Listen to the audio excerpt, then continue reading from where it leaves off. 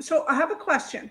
How did you get diagnosed? Because I read something in some of the research that I did that initially you were diagnosed a certain way, and then you actually took control of your, this is an amazing thing, took control of your own life, got rid of your medical advisors and found a whole new team. And there's a little bit of a segue here. So I love to hear that story.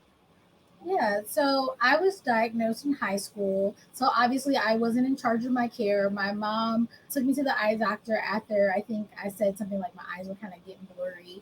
The team, they did what doctors do. They examined me, they diagnosed me with uveitis, they gave me lots of drops and sent me on my way. Me being a teenager, not really being told the details of my condition. Sometimes I took the drops, sometimes I didn't. And then in high school, I ended up having to have cataract surgery because what they didn't tell us was one of the side effects of taking the drops was that you could develop a cataract. So as a 11th grader, I had my first cataract surgery.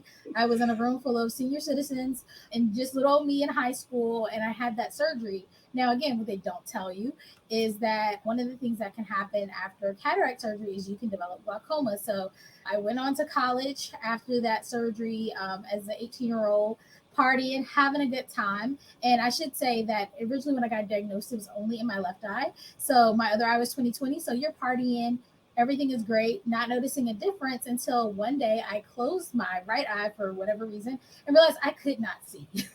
I couldn't see anything. Wow. I was like, what is going on? So I went home on one of my breaks, I went and saw again those same doctors, and they were like, oh, you ended up with glaucoma, which is like a pressure issue, and it had crushed my optic nerve, literally rendering my left eye useless. I'm completely blind in my left eye, can't see light, shapes, anything. And they basically told me there was nothing that can be done because once your optic nerve is crushed, it is crushed. Now, again, we're talking about US. I have heard that in other countries, maybe there's some new things coming out, but in the US currently, if your optic nerve is crushed, it's done. Right. And so that was really frustrating. But they told me at the time, well, since that's done and that's the only eye you had uveitis in, go about your life. And if you need us in the future, let us know. And it wasn't until I think I was 23 that I started having vision issues again. Went back to those same doctors, and they were like, oh, shocking. You have uveitis in the other eye, even though they had kind of told me I probably would never develop it on the other side. And long story short, what ended up happening, to kind of go into what you were saying, is they basically told me that there was nothing really they could do. My eyes were too angry, they said. And basically, they told me after loads of tests and getting pushed back for them not wanting to do anything, they said, go home and go blind. I had a young son at the time. I was in a committed relationship. I was in school to be a registered nurse. I was a full-time employee. And it really devastated me to hear not only they couldn't do anything for me, but to go home and go blind. No resources, no pamphlet, no pat on the Wow. back, no crying, shoulder to cry on, nothing. They were very just nonchalant about the whole ordeal, something that really tremendously shook my life. And I always tell people I wish I would have just said, because people see me now, they're like, you're confident.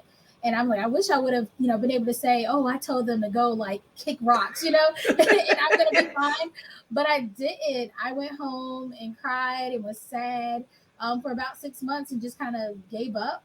But then eventually I did. I fired those doctors, like you were talking about, Yeah. and I found and hired a new team. And I always tell people, don't be afraid to fire your doctors. They work for you. But I found a new team who were willing to bet on me, to work with me, and they were able to do an emergency surgery to give me back some vision. And like I said, it's a continuous thing. I still have those new my new team that I found, and together we stay on top of my condition. I've had several surgeries since then. I've had eye shots since then. I'm on a injectable that I actually do. It's called Humira, twice a month now, drops, the whole gambit. But I'm just happy that I was able to find doctors who are willing to try for me. Yeah, and I think that's so important for, it doesn't matter whether it's your medical health or anything, is to find a team that really gets you and doesn't give up. Because I'm 30 years older than you, and I can tell you that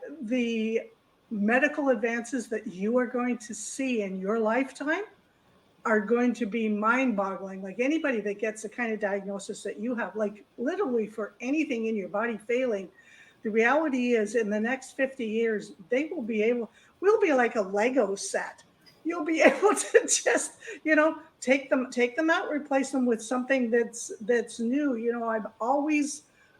I'm always reading articles and stuff on 3D printing of body parts and stuff like that. It's like, how does that work? Because my mind doesn't always work that way. But if you don't have the right team behind you, if they don't see your vision, if they don't see your potential, if they're not willing to look in other areas, like, it's so simple to say, okay, this doesn't work. Well, what if you had a team that said, maybe if you ate more avocados, it might help, that type of thing. Not saying that avocados would help, but that is as an example.